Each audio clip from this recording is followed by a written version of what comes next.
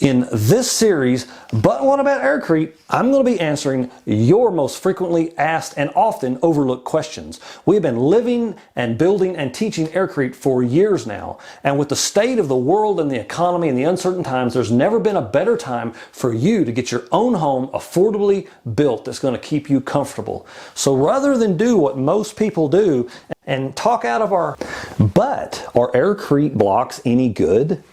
Well, they're good for building domes and homes and various structures, but really, depending on how you ask that question, maybe it's a matter of opinion. No, they'll never be as perfect as cement. They often do develop cracks, which are no problem for a properly engineered structure. I think that block building takes too long, and the mortar creates thermal bridging and therefore a loss of the efficiency of your structure. So I prefer to build cast monolithic structures